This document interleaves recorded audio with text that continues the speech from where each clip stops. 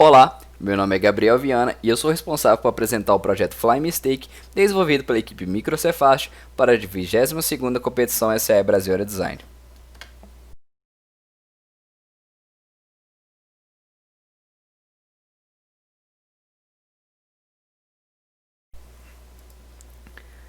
Por ser o primeiro ano em que a equipe Cefast irá competir na classe micro, dedicou-se muito a estudos preliminares, de forma que, no momento da liberação do regulamento, a equipe estaria mais apta a desenvolver um projeto inicial de qualidade. O cronograma desenvolvido pela equipe passou por alterações em razão do Covid-19. Optou-se por não realizar testes e ensaios físicos após o fechamento das universidades. O cronograma resumido é composto por 5 etapas, sendo elas estudos preliminares, anteprojeto, otimização, refinamento e detalhamento. Por meio de análise de estudos de vento realizados em anos anteriores e por meio de resultados encontrados em bibliografias, foi possível avaliar a curiosidade dos métodos utilizados pela equipe, escolhendo assim os métodos para análise 2D e 3D para cada etapa do projeto, de forma que se utilizasse os que apresentassem melhor relação custo computacional por confiabilidade. Após a liberação do regulamento, realizou-se uma análise detalhada para levantamento de requisitos e objetivos para o projeto. Foi estipulada uma missão de voo dividida em 24 etapas, contendo corrida de decolagem, subida, curva nivelada, cruzeiro, descida, etapa de deslizamento e pouso. Uma avaliação na forma de pontuação indicou grande valor dado ao tempo de tirada de carga. Considerando o tempo das 5 melhores equipes de 2019, tem-se uma média de 190 segundos. Um aumento de 10 segundos significaria uma perda de 2% da pontuação de voo. Para essa mesma faixa, no ano de 2020, significa uma perda de 6%, ficando claro a necessidade de diminuição desse tempo. Outros fatores que interferem na pontuação são previsão do peso vazio, acuracidade, confiabilidade e tempo de tirada de carga. Para garantir a maximização da pontuação, tomou-se como objetivo a simplicidade do projeto, priorizando uma boa pontuação em todos os parâmetros. Por meio de uma avaliação dos tempos de desmontagem de cada componente, descartou-se o uso de multiplanos e constatou-se a vantagem dadas a aeronaves do tipo asa voadora. A equipe definiu que seria viável do ponto de vista estrutural uma asa inteiriça, bipartida ou tripartida. Para critério de comparação, a equipe definiu um tempo médio para a desmontagem de cada componente e, por fim, calculou o tempo de desmontagem total para cada configuração. Uma análise de sensibilidade de parâmetros indicou que os principais fatores que influenciam na pontuação de voo são empuxo, envergadura e série máxima, sendo necessário realizar estudos acerca de bimotorização, formas de se aumentar a envergadura e possivelmente hipersustentadores. Como a seleção preliminar do grupo motopropulsor foi possível viabilizar a utilização de um segundo motor, por avaliações CFD e teste no cálculo de decolagem, conclui-se que a utilização do segundo motor apresentaria ganhos significativos, chegando a 3 kg de MTOW, portanto sendo escolhidos para a aeronave oficial.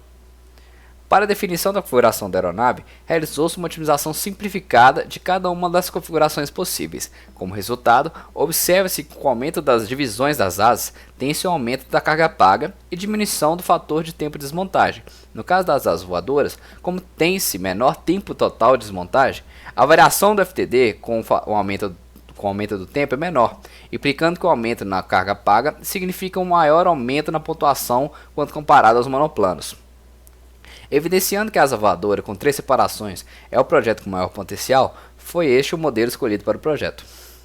Devido à emissão de voo, é necessário cálculo do posicionamento CG antes e depois do alijamento para evitar perda de controle. Por meio de uma planilha de cálculo de peso, foi possível projetar os suportes para atender tal necessidade. Para o suporte de carga fixa, definiu-se uma configuração com 2 barras verticais. A retirada de carga é através da parte superior do compartimento por cima da longarina da asa. Para o suporte de carga lápis, definiu-se uma estrutura suspensa, presa por parafuso à asa. Tal estrutura permitiria a remoção do bloco durante a desmontagem, além de uma facilidade de realizar o alijamento. A próxima etapa do projeto foi a MDO. Realizou-se por meio de um algoritmo desenvolvido pela própria equipe, que através de critérios de dominância classifica a população total em diferentes categorias de qualidade, permitindo a priorização daquelas melhores classificadas. No script, havia modos para cada área: aerodinâmica, estabilidade, desempenho e peso em centragem, e 2 modos para cálculos gerais e avaliações de restrições e objetivos. A parametrização da aeronave foi feita em 15 variáveis, que uma vez calculadas, permitiriam uma avaliação detalhada do avião. O processo simulou cerca de 75 mil configurações e após 700 horas foi possível perceber a convergência para a aeronave apresentada. Após a realização da MDO e de posse de seus resultados, o setor de aerodinâmica realizou simulações para refinamento dos perfis da asa. Essas otimizações foram por meio do algoritmo genético NSGA2 e do software Xfoil, buscando melhoria no desempenho. Por meio do método Parsec, realizou-se a parametrização dos perfis e, posteriormente, utilizando uma técnica de cruzamento, foi possível modificar a geometria dos perfis para cada região da asa. Simulando os perfis da segunda seção da asa com o elevão defletido, foi possível desenvolver perfis que atendessem às necessidades de maneira mais eficiente, otimizando em todos os casos com o objetivo de maximizar o CL e minimizar o CD. Sendo que, para a região do elevão, tem-se a busca pela maximização do CM e nos demais da sua não variação em mais de 4%, visando manter as características de estabilidade encontradas na MDO. A conclusão da modificação dos perfis aumentou em 6% a MTW. Buscando maior desempenho na aeronave, foram analisados dispositivos hipersustentadores e de ponta de asa. Por meio de avaliações CFD, foi possível concluir que a utilização de tais componentes era benéfica. Entretanto, o aumento do peso vazio, da dificuldade de construção e manutenção não compensou o ganho em desempenho. A seleção da motorização para o projeto iniciou-se com a troca de experiência entre as equipes micro e a partir de estudos aprofundados acerca do conjunto motor, hélice, bateria e ESC e como cada componente influencia na performance da missão da aeronave. A partir disso, definiu-se considerações para reduzir a gama de configurações possíveis para o projeto. Turbinas elétricas foram descartadas por apresentarem baixo empuxo em baixas velocidades. Motores da marca Turning ou Scorpion e hélices APCs foram as fabricantes escolhidas devido à confiabilidade e ampla utilização de seus produtos na competição aerodesign. Hélices com diâmetros maiores e motores com menor KV foram prevalecidos devido a demonstrarem melhor eficiência em comparação às outras configurações. Variando essas configurações de acordo com as restrições pré-estabelecidas e de forma que atendessem à meta de carga paga de projeto, define-se então qual o melhor conjunto para compor a bimotorização da equipe. A análise da corrida de decolagem é realizada mediante integração numérica de todas as forças atuantes na aeronave durante toda a etapa. Variando seu peso de decolagem e altitude de densidade, pode determinar o comprimento de carga paga meta para a altitude de voo da competição.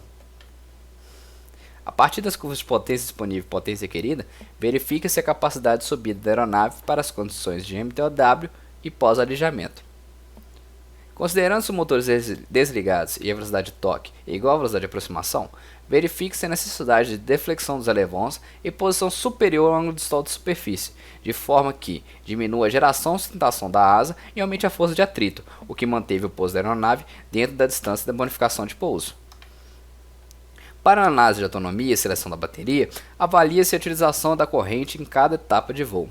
Adicionando-se uma margem de segurança relativa a 2 voltas adicionais, obtém-se o consumo previsto de bateria. Inicialmente, o diagrama VN foi elaborado. Para isso, usou-se como base a CSVLA e foram avaliadas as condições de massa esperada antes e depois do alijamento.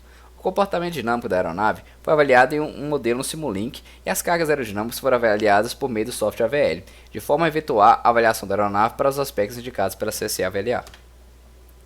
A análise de revisão de comandos foi realizada segundo Cooper. A velocidade do fenômeno encontrado é de 40,7 metros por segundo.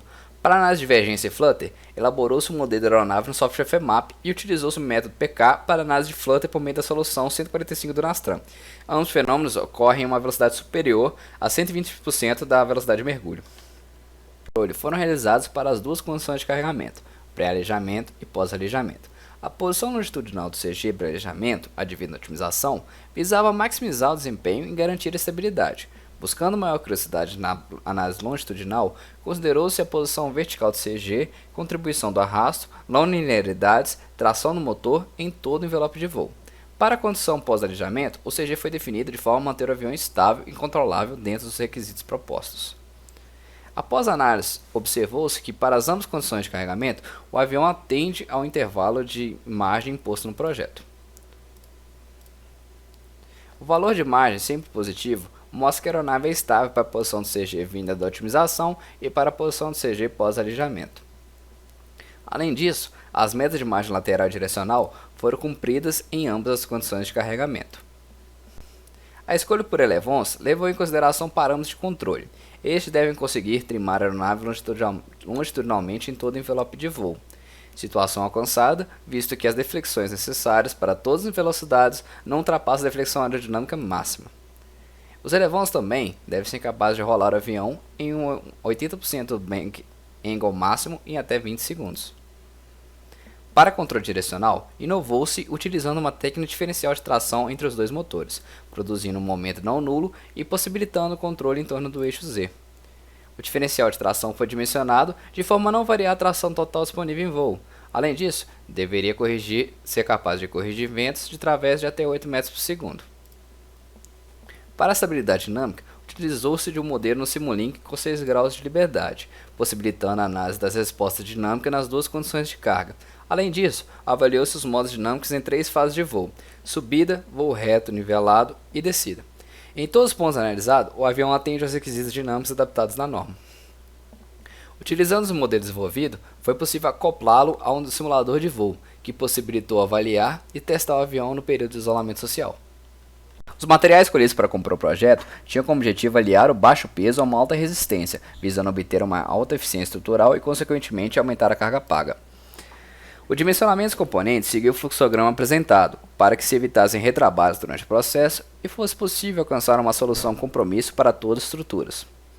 Os critérios para dimensionamento dos componentes foi realizado segundo as características dos materiais utilizados. Para materiais isotrópicos, utilizou-se descolamento máximo, von Mises e flambagem. Para ortotrópicos, Hoffman, deslocamento máximo, cinzelamento interlaminar e flambagem. O dimensionamento da longarina foi realizado em 3 etapas: pré-dimensionamento a partir da teoria clássica de vigas, otimização utilizando um código desenvolvido em MATLAB e a teoria clássica dos laminados acoplado ao algoritmo NCA-2 para a geração dos indivíduos. Posteriormente ao processo de otimização, realizou-se uma análise de elementos finos da estrutura, a fim de verificar concentradores de tensão, possível instabilidade dos painéis e uma melhor distribuição das forças e tensões do componente. A análise inicial do componente apresentou problemas na região de conexão entre as longarinas. Dessa forma, foi necessário aumentar o número de camadas da região a fim de mitigar os problemas encontrados.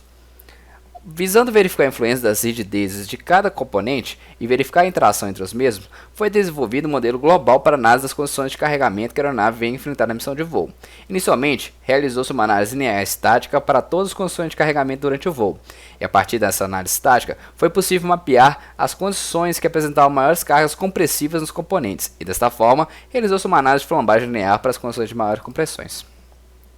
Foi analisado também as condições de pouso estaticamente e a flambagem. Devido aos deslocamentos encontrados na análise linear, e a fim de verificar a flambagem dos deslocamentos da estrutura de forma mais assertiva, considerando-se as variações de rigidez devido à deformação do próprio componente, bem como a variação da aplicação de carregamento da estrutura da asa, procedeu-se uma análise não linear estática para dimensionamento final dos componentes. Obteve-se um deslocamento superior ao deslocamento da análise estática, porém, ainda dentro dos limites admissíveis do projeto. A análise não linear apresentou elementos com índice de utilização acima do admissível. No entanto, a margem que excedia e o número de elementos não apresentou risco ao projeto. Visando compreender o comportamento de vibração natural da estrutura e fornecer as bases para análises aeroelásticas, realizou-se uma análise modal da aeronave completa com distribuição de massa ajustada para coincidir com o CG de projeto e com a massa estrutura em condições de MTOW. A forma de desmontagem final e posicionamento da asa na caixa está presente na imagem. A caixa apresenta folgas para evitar quaisquer fragmentações das estruturas da aeronave e possibilitar o alocamento do rádio de todos os componentes utilizados para a desmontagem da aeronave.